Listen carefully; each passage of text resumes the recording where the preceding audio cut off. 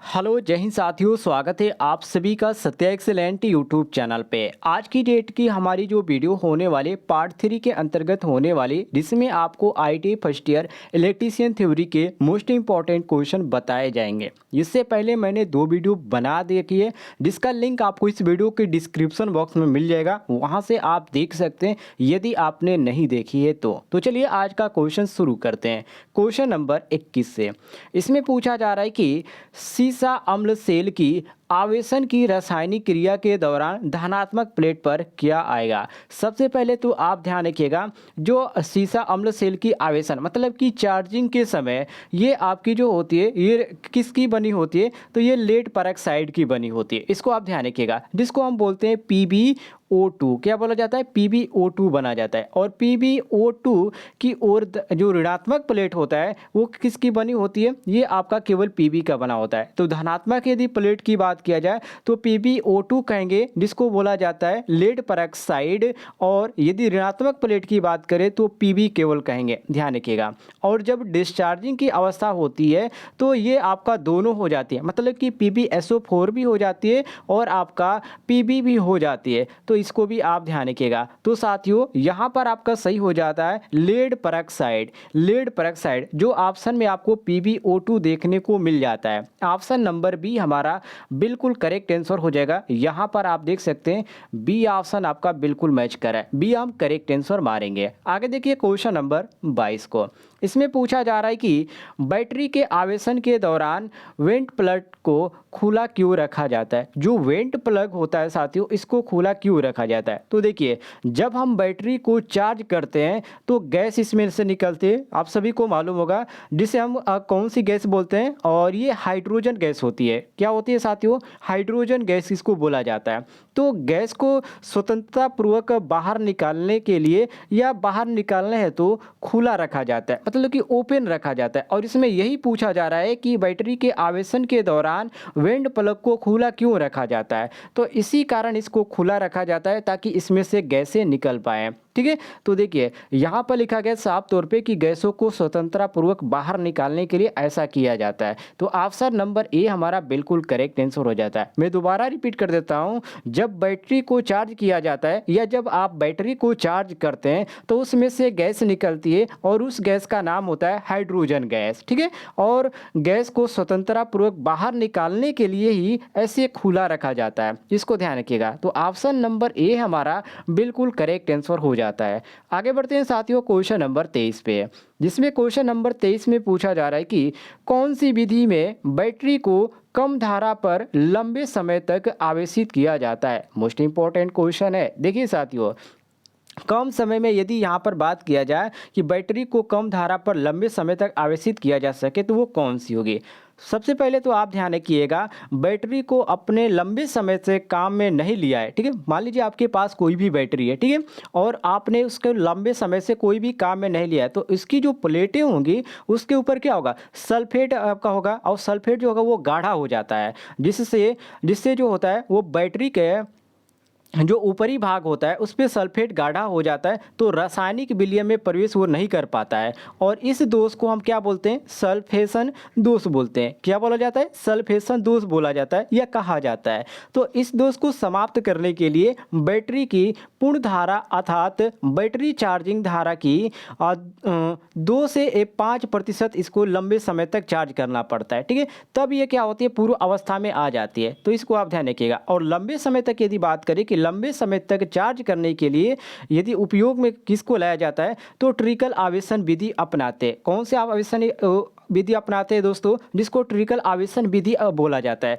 और यहाँ पर आपको देखने को मिल जाता है ऑप्शन नंबर बी, ट्रिकल आवेशन विधि। यहाँ पर देख लीजिए, क्वेश्चन नंबर 23 का ऑप्शन नंबर बी बिल्कुल करेक्ट आंसर हो जाएगा। और यदि आपको किसी भी क्वेश्चन में किसी प्रकार का डाउट है, आपको लगता है कि इसका आंसर ये नहीं ये होना चाहिए, तो आप सभी लोग कमेंट बॉक्स में पूछ लीजिएगा, आपको जानकारी मिल जाएगी।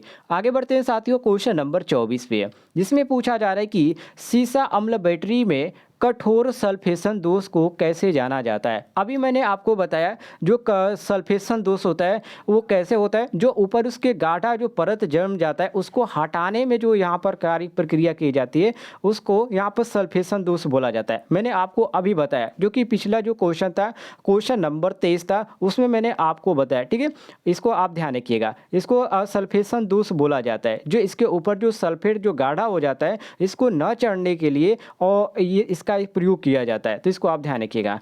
तो यहाँ पर आपका सही हो जाता है क्वेश्चन के अनुसार ऑप्शन नंबर सी, जो कि यहाँ पर साफ तौर पे लिखा गया है कि बैटरी को कम धारा से लंबे समय तक पुनः आवेशित करने के जो यहाँ पर प्रक्रिया, इसी को हम सल्फेशन दोष बोलते हैं। तो ये आपका सी ऑप्शन करेक्ट आंसर हो जाएगा, मिला लीजिएगा।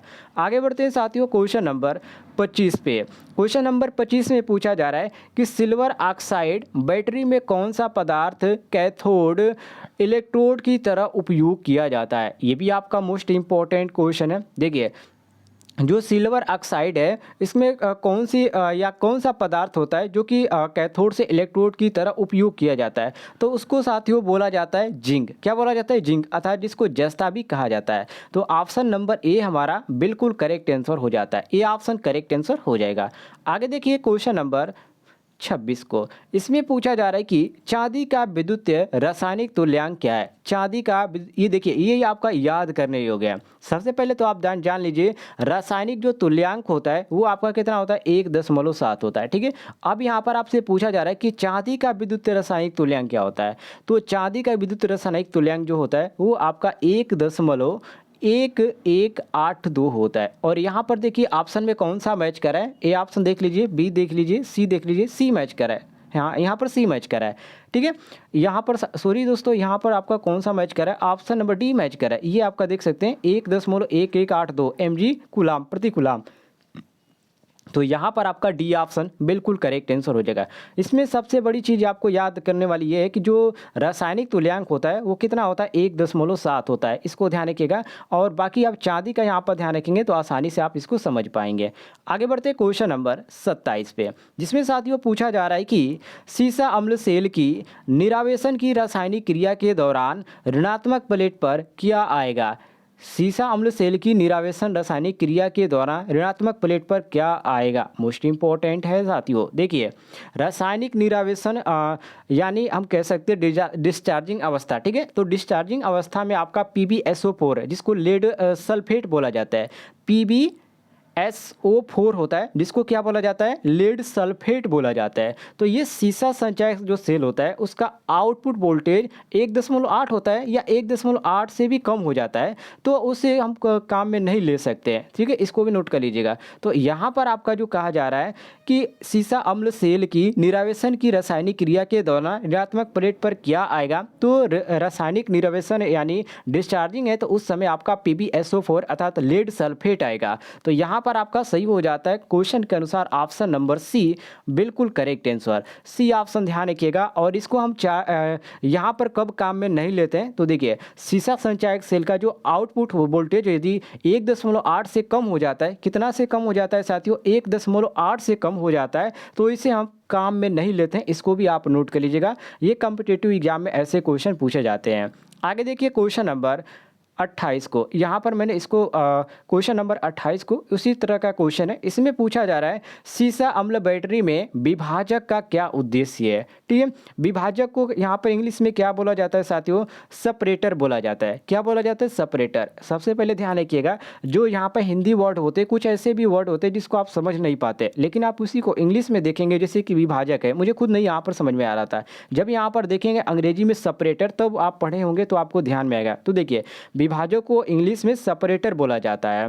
तो इसका जो उपयोग होता है, सबसे पहले जान लीजिए कि किस चीज़ का बना होता है। ये लकड़ी का बना होता है। किसका? लकड़ी बना होता है, जिसको आसानी से इसमें होल किया जाता है। छोटे छोटे इसमें होल बनाए जाते हैं, जो आपका पॉजिटिव और जो निगेटिव टर्मिनल होता है उसको अलग करने के लिए। जैसे कि आपका पॉजिटिव होगा और ये आपका निगेटिव होगा, तो इसमें जो यहाँ पर लकड़ी का जो बना होता है इसके बीच में ऐसे कर दिया जाता है ताकि ये आपस में शॉर्ट सर्किट ना हो। किस लिए किया जाता है?